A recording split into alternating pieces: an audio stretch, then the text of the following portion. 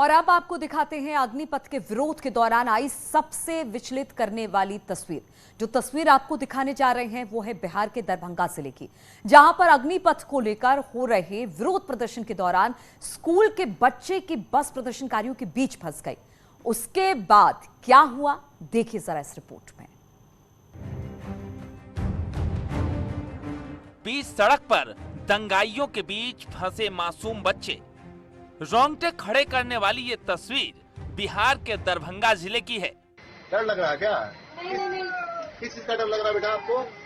अच्छा बेटा कोई बात नहीं, बेटा बैठ जाओ। पूरे शहर में चारों ओर उपद्रवी शोर मचा रहे थे। सड़क जाम थी और बस में फंसे बच्चे बुरी तरह डरे सहमे रो रहे थे। बेटा डर लग रहा है आपको? डर लग रहा है क्या? नहीं। किस चीज का डर लग रहा है बेटा आपको? अच्छा बेटा कोई बात नहीं, बेटा बैठ जाओ। किस चीज से डर लग रहा है बेटा आपको? कोई बात नहीं, बैठ जाओ। सोचिए, पत्थरबाजों के बीच फंसे इन बच्चों पर क्या बीत रही होगी। चारों ओर लाठी डंडे पत्थर लिए दंगाई उपद्रव मचा रहे थे। हिंसा हो रही थी, पत्थर बरस रहे थे और बस प्रदर्शन के बीच फंसी हुई थी। काफी देर तक बस सड़क पर फंसी रही और बच्चे घबराते रहे। इन तस्वीरों को देखकर आप भी परेशान हो जाएंगे, सोचने पर मजबूर हो जाएंगे कि सेना में नौकरी के नाम पर जो आज देश जला रहे हैं, वो देश की सेवा कितनी करेंगे।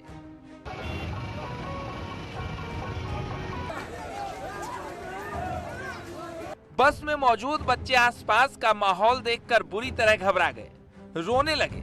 बस में मौजूद ड्राइवर, कंडक्टर और स्कूल टीचर बच्चों को समझाते रहे, हौसला बंधाते रहे। डर लग रहा है आपको? डर लग रहा है क्या? नहीं। किस चीज का डर लग रहा है बेटा आपको? अच्छा बेटा कोई बात नहीं, बेटा बैठ जाओ। किस चीज से डर लग रहा है बेटा आपको? कोई बात नहीं, बैठ जाओ। सोचिए, इन तस्वीरों को देखकर इन बच्चों के माता पिता के दिल पर क्या बीती होगी। ये तस्वीरें बिहार के दरभंगा जिले की है, जहां प्रदर्शन की आड़ में उपद्रवी सड़कों पर तांडव मचा रहे थे और उसी हिंसा के बीच स्कूल बस में फंसे ये बच्चे सहमे हुए रो रहे थे। डर लग रहा है आपको? डर लग रहा है क्या? नहीं। किस चीज का डर लग रहा है बेटा आपको? अच्छा बेटा कोई बात नहीं, बेटा बैठ जाओ। किस चीज से डर लग रहा है बेटा आपको? दरभंगा में प्रदर्शन की आड़ में कई हिंसक तस्वीरें सामने आई, लेकिन उपद्रवियों के बीच स्कूल बस में फंसे इन बच्चों का वीडियो काफी वायरल हो रहा है। Bureau report, news 18। बेटा डर लग रहा है आपको? डर लग रहा है क्या? नहीं। किस चीज का डर लग रहा है बेटा आपको? अच्छा बेटा कोई बात नहीं, बेटा बैठ जाओ। किस चीज से डर लग रहा है बेटा आपको? कोई बात नहीं, बैठ। और तीनों सेनाओं में अग्निवीरों की भर्ती होनी है, जिसे लेकर कई सवाल भी उठ रहे हैं और भ्रम फैलाने की कोशिश भी हो रही है। इससे जुड़े कुछ सवाल हैं और उन सवालों को लेकर सरकार की ओर से क्या दावा किया जा रहा है, अब ये जरा समझते हैं। तो अग्निवीरों का भविष्य सुरक्षित है कि नहीं? तो दावा किया जा रहा है कि फाइनेंशियल पैकेज, बैंक लोन मिलेगा, 12वीं क्लास लेवल का सर्टिफिकेट और ब्रिज कोर्स की सुविधा भी इसमें मिलेगी। सीएपीएफ और पुलिस में प्राथमिकता भी दी जाएगी। सीआरपीएफ और पुलिस में प्राथमिकता मिलेगी। इसके अलावा दूसरा सवाल यह है कि युवाओं के लिए अवसर कम होंगे। तो दावा यह किया जा रहा है कि युवाओं के लिए अवसर बढ़ेंगे, अग्निवीरों की संख्या बढ़ेगी। इसके अलावा तीसरा सवाल यह उठ रहा है कि रेजिमेंट की एकजुटता इससे कम होगी, रेजिमेंट की एकजुटता बढ़ेगी। श्रेष्ठ अग्निवीरों का रेजिमेंट में चयन होगा, जो भारतीय सेना लगातार इस अग्नि जो पथ है, स्कीम है, उसके तहत कर रही है। वहीं चौथा सवाल अगर है तो ये उठ रहा है कि सेना की कार्यक्षमता पर इसको लेकर असर होगा। दावा किया जा रहा है ऐसा, लेकिन कई देशों में ये सिस्टम लागू है। पहले साल अग्निवीरों की संख्या सेना के सिर्फ 3% सेना में भर्ती के लिए अनुभवी कैंडिडेट भी मिलेंगे। वहीं पर पांचवा सवाल ये उठ रहा है कि क्या 21 साल के युवा सेना के लिए कम भरोसेमंद होंगे? ऐसा दावा किया जा रहा है, लेकिन कहा ही जा रहा है कि कई देशों की सेना युवाओं पर निर्भर है। अग्निवीरों में युवा और अनुभव का समावेश होगा। वहीं छठा सवाल ये उठ रहा है कि अग्निवीर समाज के लिए खतरा पैदा कर सकते हैं। तो कहा यह जा रहा है कि अग्निवीर हमेशा देश के प्रति समर्पित रहेंगे। सेना से रिटायर होने के वाले हमेशा समाज के रक्षक ही होते हैं। और अब बात कुछ और खबरों की करते हैं। तो आजमगढ़ उपचुनाव में प्रचार के लिए 4 दिन बचे हैं। ऐसे में चुनाव प्रचार तेज हो गया है। सभी प्रत्याशी मंदिर मंदिर, मस्जिद मस्जिद, द्वारे द्वारे फिर रहे हैं, चक्कर काट रहे हैं। लेकिन धर्मेंद्र यादव मंदिर पहुंचे तो सवाल खड़े हो गए। बीजेपी कह रही है कि वो पिछले हफ्ते मजार पर चादर चढ़ाने गए थे, हमने सवाल उठाया तो अब मंदिर पहुंच गए। धर्मेंद्र यादव का हाल राहुल गांधी वाला हो गया है।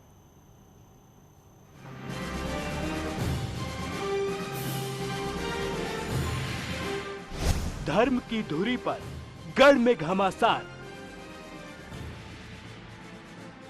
मंदिर मजार पर सियासत सवाल, हर एक तस्वीर पर सवाल, भगवा चक्रव्यूह में फंसे धर्मेंद्र। उम्मीद तो ये थी आजमगढ़ के चुनाव में विकास का मुद्दा हावी होगा, लेकिन जैसे वोटिंग की तारीख करीब आ रही है, मंदिर और मजार का मुद्दा हावी होता जा रहा है। पहले बीजेपी ने धर्मेंद्र यादव के मजार जाने पर सवाल उठाए। अब धर्मेंद्र यादव मंदिर में पूजा अर्चना के लिए पहुंचे तो सवाल उनकी मंशा पर उठे और तुलना राहुल गांधी के तथाकथित सॉफ्ट हिंदुत्व से हुई।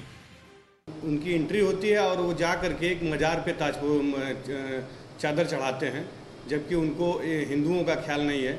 अभी आपने देखा होगा कुछ दिन पहले 2019 का लोकसभा का चुनाव चल रहा था, माननीय प्रधानमंत्री जी के नेतृत्व में, माननीय नरेंद्र मोदी जी के नेतृत्व में, तो एक कांग्रेस के बड़े नेता जो कि मज़ारों पे जाते थे, मस्जिदों में जाते थे, फिर उसके बाद टिप्पणी करने के बाद उनको हिंदुओं का ख्याल आया तो हिंदू बनने का ढोंग करने लगे और उस पर जो है रुद्राक्ष की माला और टीका लगा करके दर्शन करने जाते थे।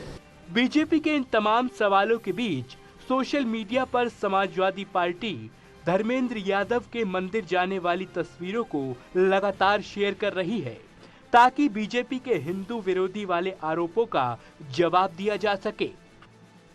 समाजवादी पार्टी का आरोप है कि बीजेपी की मानसिकता कम्युनल है और आजमगढ़ की जनता ये अच्छी तरह जानती है। भाजपा की जो चाल चरित्र और चेहरा है, ये पूरा इनका जो पार्टी का जो स्टैंड है, ये कम्युनल लोग हैं और हमेशा जो है धार्मिक भावना भड़काने का काम करते हैं भारतीय जनता पार्टी वाले। और हम समाजवादी लोग हैं, हम लोग संविधान में विश्वास रखने वाले लोग हैं। संविधान में ये व्यवस्था है, संविधान में लिखा हुआ उसके प्रियम्बल में कि भारत एक धर्मनिरपेक्ष राष्ट्र है और धर्मनिरपेक्ष तरीके से समाजवादी पार्टी सभी धर्मों को एक समान सम्मान देती है। अब सवाल ये नहीं है कि कौन सी पार्टी कम्युनल है और कौन सी पार्टी धर्मनिरपेक्ष। सवाल है कि धर्मेंद्र यादव मजार के मंदिर पर तब गए जब बीजेपी ने सवाल उठाना शुरू किया। और सवाल ये भी है कि अगर चुनावी बिसात पर धर्म एजेंडा नहीं है तो फिर बीजेपी और समाजवादी पार्टी के प्रत्याशी मंदिर मंदिर, मंदिर से मजार का चक्कर क्यों काट रहे हैं। Bureau report, news 18। और रुकेंगे यहाँ पर छोटे से ब्रेक के लिए, लेकिन आपको बताएं कि एक पिता अपना पूरा जीवन अपने बच्चों के लिए समर्पित कर देता है। उसका दिल तो बस अपने बच्चों की खुशी में ही खुश होता है। इस बार फादर्स डे पर न्यूज़ 18 लाया है पापा के लिए अपनी फीलिंग्स जताने का एक मौका। थैंक यू पापा।